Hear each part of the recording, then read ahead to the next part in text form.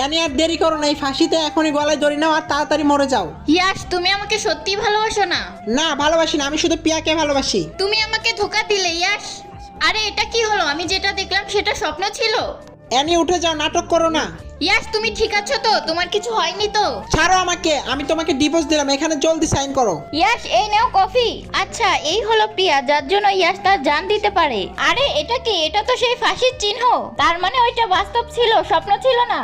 Annie তোমাকে আজকে signature করতেই হবে। কি বলতেছে এসব মনে মনে? কিছু না জানো, টেনশন ফ্রি থাকো। এই নাও অ্যানি, গরম গরম চা খাও, আমি তোমার জন্য স্পেশালি বানিয়েছি।